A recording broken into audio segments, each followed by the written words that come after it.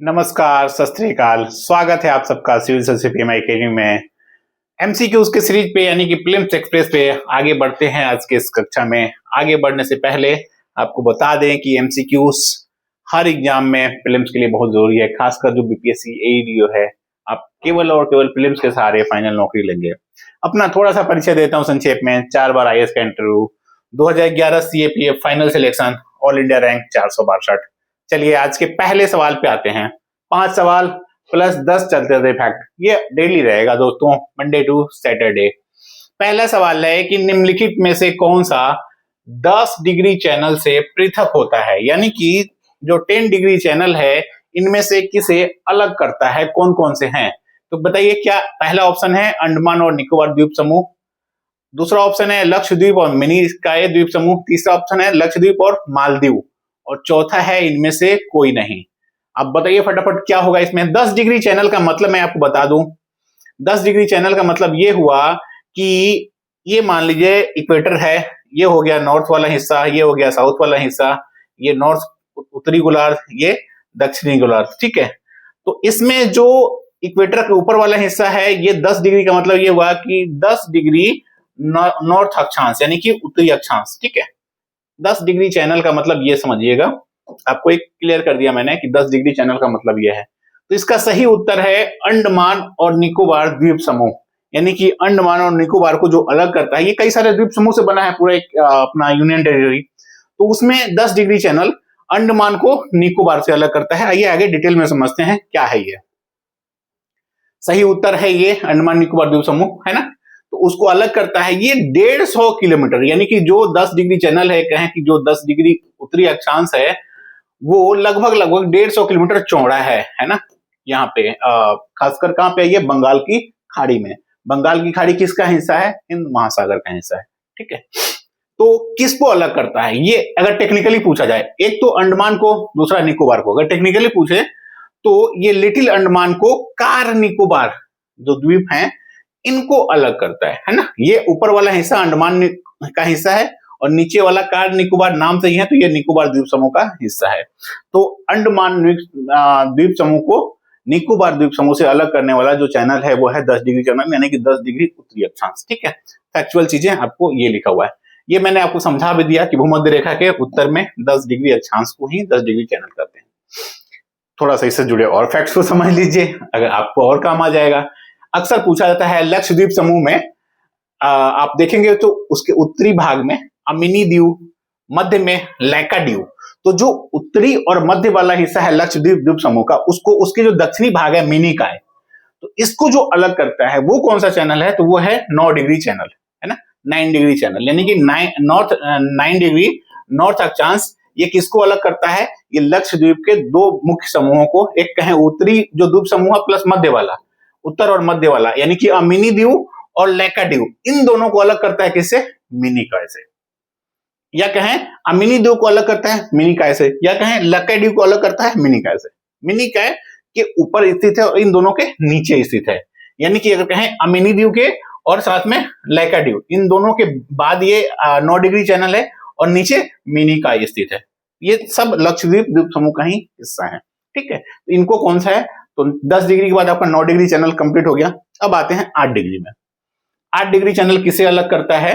तो ये तो आप में से मैक्सिमम को पता होगा, लक्षद्वीप को मालदीव से अलग करता है। पूरे लक्षद्वीप की बात करते हैं तो लक्षद्वीप द्वीप समूह को मालदीव से अलग करने वाले चैनल का नाम क्या है?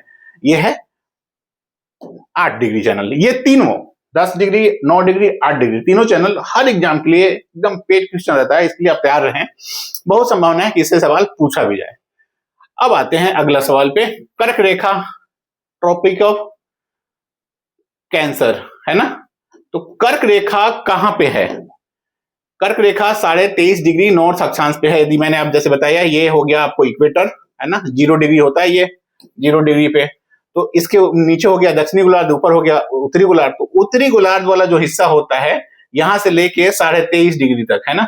23.5 डिग्री ये नॉर्थ होता है। ये जो लाइन बनेगी यहाँ पे, पूरा मान लीजिए ग्लोब है, तो इसमें जो ऊपर लाइन बनेगी 23.5 डिग्री पे, इसको कहते हैं कर्क रेखा। नीचे जो लाइन बनेगी 23.5 डिग्री पे वो कहते हैं मकर रेखा, है ना। कैप्रिकॉन, ट्रॉपिक ऑफ कैप्रिकॉन, ये हो जाएगा ट्रॉपिक ऑफ कैंसर, ये हो गया ट्रॉपिक ऑफ कैप्रिकॉन। तो कुल मिला के अब सवाल ये है कि जो कर्क रेखा है 23.5 डिग्री वाला, वो भारत के किन किन राज्यों से गुजरती है, या फिर कहें भारत के वो कौन से राज्य हैं जो कर्क रेखा पर स्थित हैं।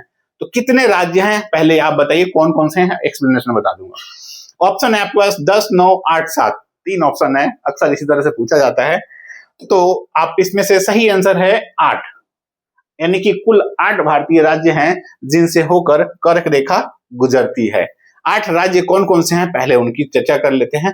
पहला नाम है पश्चिम से, ये मैं वेस्ट से ईस्ट की तरफ बता रहा हूं, क्रम में आप ध्यान रखिएगा। तो पश्चिम में गुजरात, फिर राजस्थान, फिर मध्य प्रदेश, फिर छत्तीसगढ़, झारखंड, पश्चिम बंगाल, त्रिपुरा, मिजोरम, ये सारा जो क्रम है पश्चिम से पूर्व की ओर है ना। इसमें से मध्य प्रदेश में यानी कि एमपी में कर्क रेखा की लंबाई सबसे अधिक है। यदि आपसे पूछे कि सबसे अधिक कहां पे है, आपसे एक सवाल मैं अब पूछ रहा हूं कि कर्क रेखा की लंबाई इन 8 राज्यों में से किस में सबसे कम है। आप कमेंट करके बताइएगा कि कहां पे सबसे कम है, कर्क रेखा की लंबाई किस राज्य में सबसे कम है। ठीक है, मध्य प्रदेश में सबसे अधिक है। कितने राज्य हैं टोटल? 8 राज्य हैं। आगे आते हैं, ये मैं आगे आपको ऑलरेडी समझा चुका हूं। 23 डिग्री अक्षांश उत्तरी वाला और 23 डिग्री अक्षांश दक्षिणी अक्षांश पे है ना। तो कर्क रेखा ऊपर स्थित है, भूमध्य रेखा मर्क रेखा नीचे स्थित है, भूमध्य रेखा 0 डिग्री पे है। ठीक है, तो 0 डिग्री पे भूमध्य रेखा, ऊपर कर्क रेखा नॉर्थ में 23.5 पे और साउथ में 23.5 पे नीचे मकर रेखा। ठीक है, अब एक और चीज है ट्रॉपिकल जोन, ये भी समझ लीजिए जब हम कर्क रेखा और मकर रेखा की बात करते हैं। तो मैं फिर से एक बार ग्लोब बना ही दूं थोड़ा सा संक्षेप में। ये मान लीजिए पृथ्वी है, यहाँ पे 0 डिग्री अक्षांश हो गया, यहाँ पे हो गया 23.5 डिग्री नॉर्थ और यहाँ पे हो गया 23.5 डिग्री साउथ। इसको दोस्तों लिटरल नहीं लीजिएगा, साउथ हो गया ये। ठीक है, तो ये मान लीजिए एक रेखा हम यहाँ खींचते हैं, एक रेखा यहाँ खींचते हैं, तो उसमें क्या होगा, ये जो दोनों के बीच की जो दूरी है, एक तरह से कहें दूरी, ये तो अलग चीज है, बट जो दोनों के बीच का जो इलाका है ये वाला इलाका ही कहलाता है ट्रॉपिकल जोन। ट्रॉपिकल जोन का सेंस ये है कि ये ऐसे इलाके हैं जहां सूर्य की किरणें सालों भर पड़ती तो पड़ती हैं, कमोबेश सीधी पड़ती हैं, इनमें से कहीं ना कहीं सालों भर सीधी पड़ती हैं। अभी उत्तर भारत में कहें, भारत चूंकि उत्तरी अक्षांश में है तो सर्दी का मौसम है, तो ये जो दक्षिणी अक्षांश है इसमें गर्मी का मौसम होगा, इसमें सूर्य की रेखाएं डायरेक्टली पड़ रही होंगी, तो यहाँ ज्यादा हीट होगा इस वाले हिस्से में, है ना। यहाँ पे हम अभी विंटर सीजन चल रहा है, यहाँ पे समर सीजन चल रहा होगा। ठीक है, तो ये है, तो कुल मिला के सालों भर ये कौन सा है उसमें कटिबंधीय क्षेत्र, तो कर्क और मकर रेखा के बीच स्थित क्षेत्र को उस कटिबंधीय क्षेत्र कहते हैं, ट्रॉपिकल जोन कहते हैं। कारण यह है कि सूर्य की जो किरणें हैं अपेक्षाकृत सीधी पड़ती हैं, इसलिए यहाँ पे वर्ष भर गर्मी तो नहीं कहेंगे, लेकिन पूरे जोन में कहें तो वर्ष भर गर्मी पड़ती है। पूरे जोन की बात करें तो एक आधे 6 महीने अगले में, या कहें 4 महीने अगले में ठंडी, और नीचे में ठंडी 4 महीने, है ना। जब यहाँ गर्मी पड़ेगी तो ठंडी पड़ेगी, क्योंकि सूर्य की किरणें उधर तिरछी पड़ेंगी। ठीक है, आते हैं तीसरे सवाल पे। तीसरा सवाल है शास्त्रीय नृत्य के बारे में। तो भारत में संगीत नाटक अकादमी द्वारा मान्यता प्राप्त कितने शास्त्रीय नृत्य हैं? संगीत नाटक अकादमी द्वारा मान्यता प्राप्त शास्त्रीय नृत्य कितने हैं? ऑप्शन है 4, 6, 8, 9। बता सकते हैं? इसका सही आंसर है 8। आइए थोड़ा सा एक्सप्लेनेशन समझते हैं इसमें कि कौन कौन से शास्त्रीय नृत्य हैं और किस किस स्टेट के हैं। ठीक है, तो संगीत नाटक अकादमी द्वारा मान्यता प्राप्त कुल 8 शास्त्रीय नृत्य हैं, इसलिए आंसर हो जाएगा सही सी। कौन कौन से हैं? भरतनाट्यम, कथक, कुचिपुड़ी, ओडिसी, है ना, कथकली, मोहिनीअट्टम, मणिपुरी और सत्रिया। इधर से ही चलते हैं। सत्रिया शास्त्रीय नृत्य कहाँ का है? मूलतः असम का। मणिपुरी मणिपुर का, नाम से ही फेमस है। मोहिनीअट्टम अक्सर आपसे कंफ्यूज करके पूछा जाता है, मोहिनीअट्टम कहाँ है, इसमें नाम नहीं आता है, तो ये लोग कंफ्यूज होते हैं, केरल का है। कथकली भी केरल का है। कथकली और मोहिनीअट्टम ये दोनों शास्त्रीय नृत्य केरल से संबंधित हैं। इनका जो नृत्य का जो प्रदर्शन होता है वो कहीं पे भी हो सकता है, बट मूलतः जो कहें जड़ कहाँ है तो वो केरल है। ठीक है, ओडिसी नाम से इसमें आप जुड़ जाएंगे, ओडिशा। कुचिपुड़ी को आंध्र प्रदेश कह लें, तेलंगाना कह लें, बट आंध्र प्रदेश का आंसर आएगा। कथक नॉर्थ इंडिया में उत्तर प्रदेश से रिलेटेड है। भरतनाट्यम तमिलनाडु से। तो दक्षिण भारत है कहें 3 स्टेट, केरल, तमिलनाडु और आंध्र प्रदेश। ये तीनों शास्त्रीय नृत्य से जो संगीत नाटक अकादमी द्वारा मान्यता प्राप्त शास्त्रीय नृत्य है उनसे संबंधित है। ठीक है, टोटल 8 हो गए। अगला सवाल है कि कौन सा देश ओपेक का सदस्य नहीं है। कल मैंने चर्चा किया था, थोड़ा सा आज उसी पे सोचा कि विस्तार से बता दूं ताकि कंफ्यूजन ना रहे। ऑप्शन है आपको इक्वाडोर, यूएसए, कतर। तो कल मैंने यूएसए का तो नाम ले ही लिया था, है ना, यूएसए नहीं रिलेटेड है। मैंने रूस का भी नाम लिया था, अगर आप कल के वीडियो को देखे होंगे तो। अब बताइए इनमें से 4 सदस्य हैं, सॉरी 3 नाम है, ये कौन सदस्य नहीं है ओपेक के। इसका सही आंसर होगा दोस्तों डी, यानी कि इनमें से ये तीनों देश ओपेक के सदस्य नहीं है। चलिए थोड़ा सा ओपेक के बारे में समझते हैं क्या है और उसमें सदस्य कौन कौन से हैं, वो आपको क्लियर कर देंगे। ओपेक का पूरा नाम है organisation of the petroleum exporting countries. ये वैसे देश हैं जो मूलतः तेल उत्पादन करते हैं और तेल का निर्यात करते हैं। तो इसमें वर्तमान समय में 12 सदस्य हैं। नाम लिखा हुआ है Algeria, Democratic Republic of Congo यानी कि Congo, Equatorial Guinea, Gabon, Iran, Iraq, Kuwait, Libya, Nigeria, Saudi Arab, संयुक्त अरब अमीरात और वेनेजुएला। कल मैंने बताया भी था सऊदी अरब वर्ल्ड में तेल का दूसरा लार्जेस्ट प्रोडक्टर है, सेकेंड नंबर पे। फर्स्ट पे है यूएसए और थर्ड पे है रशिया, है ना, रूस। तो यूएसए फर्स्ट पे है, सेकेंड पे सऊदी अरबिया है, तो सऊदी अरबिया है। लेकिन देखिए ओपेक में जो सबसे बड़ा तेल का उत्पादक देश है अमेरिका, वो इसका सदस्य नहीं है। जो ऊपर ऑप्शन थे उसमें आप देखेंगे 3 ऑप्शन दिए गए थे। 3 ऑप्शन मैं एक बार फिर से रिपीट करता हूं, इक्वाडोर, यूएसए, कतर। यूएसए की बात हो गई, इक्वाडोर की बात नहीं हुई थी, उसको देख लीजिए। इक्वाडोर 2019 में पहले सदस्य था इसका, ओपेक का, 2019 में इससे बाहर हो गया। ऐसे ही इंडोनेशिया में भी तेल का ठीक ठाक उत्पादन होता है, ये एंट्री लेते रहता है, एग्जिट होते रहता है। तो जनवरी 2009 में अपनी मेंबरशिप सस्पेंड कर दिया था, यानी कि बाहर हो गया था। फिर जनवरी 2016 में ये फिर से शामिल होता है किसमें, ओपेक में। ठीक है, उसके बाद यानी कि सदस्य एक्टिवेट करता है, पहले डीएक्टिवेट कर लिया था, सस्पेंड हो गया था बेसिकली, खुद ही बाहर कर लेते हैं इसमें से कई देश। फिर 30 नवंबर 2016 को अपनी मेंबरशिप सस्पेंड करने का फैसला लिया, यानी कि 2009 में ये मेंबरशिप सस्पेंड किया, 2016 में फिर उसको एक्टिवेट करता है, फिर 16 में सस्पेंड करता है। तो अभी इंडोनेशिया ओपेक का सदस्य नहीं है। ओपेक के सदस्य केवल वर्तमान में यही 12 देश हैं, इसमें इंडोनेशिया का नाम नहीं है। ठीक है, कतर पे आते हैं, ऊपर ऑप्शन में था ये भी, कतर था ना भाई, हाँ सी में था। तो कतर क्या है, कतर एकमात्र ऐसा सदस्य आपसे पूछेगा कि ओपेक में कौन सा ऐसा देश है जो एलएनजी यानी कि लिक्विफाइड नेचुरल गैस यानी कि तरलीकृत प्राकृतिक गैस के उत्पादन पे ध्यान देने के कारण अपने आप को ओपेक से बाहर कर लिया। ओपेक के सदस्य मुख्यतः क्या हैं, वो तेल के प्रोडक्शन पे ध्यान देते हैं। ये एकमात्र देश है कतर जो सदस्य था, लेकिन एलएनजी पे फोकस करने के कारण अपनी सदस्यता वापस ले लिया, किससे, ओपेक से। कब, 1 जनवरी 2019। ठीक है, इसके अलावा अंगोला भी है, ये भी सदस्य था, ये भी बाहर हो गया इससे। यूएसए और रूस का मैंने आपको बता दिया, लेकिन इसमें रूस का एक और फैक्ट है, ओपेक के अलावा एक और समूह है ओपेक प्लस, है ना, अगले वीडियो में इस पे भी चर्चा कर देंगे। ओपेक प्लस में रूस है, लेकिन यूएसए भी यहां भी नहीं है। ठीक है, ओपेक में नहीं है रूस, लेकिन ओपेक प्लस में है। ठीक है, चलिए अगला सवाल, 5वां, जो इस एमसीक्यू का आखिरी सवाल है, चलते चलते फैक्ट के पहले, मनुष्य के शरीर में आयरन यानी लौह का जो मेन काम है, मेन फंक्शन है, वो कौन सा है। 4 ऑप्शन है आपके पास। तंत्रिका कोशिकाओं को ऊर्जा प्रदान करता है, बी शरीर के तापमान को स्थिर रखता है, सी हार्मोन का निर्माण करता है, या डी हेमोग्लोबिन का निर्माण करता है और ऑक्सीजन का परिवहन करता है, यानी ट्रांसपोर्टेशन ऑफ ऑक्सीजन का काम करता है। तो इसका सही आंसर है डी। ठीक है, चलिए आगे बढ़ते हैं, इसको थोड़ा एक्सप्लेनेशन में समझ लेते हैं। हेमोग्लोबिन का निर्माण, है ना, इसमें 3 चीजें मैंने बताया, हेमोग्लोबिन का निर्माण, ऑक्सीजन का परिवहन और कार्बन डाइऑक्साइड को वापस लाना। तो हेमोग्लोबिन का निर्माण जो आयरन है बेसिकली, वो रेड ब्लड सेल यानी कि आरबीसी कहें तो लाल रक्त कोशिकाओं के अंदर हेमोग्लोबिन नामक प्रोटीन का निर्माण, प्रोटीन बनाने के लिए आवश्यक है। कौन, आयरन, है ना। तो आपसे पूछे कि आरबीसी के अंदर हेमोग्लोबिन नामक प्रोटीन के निर्माण के लिए कौन आवश्यक है, तो सही उत्तर होगा आयरन, है ना।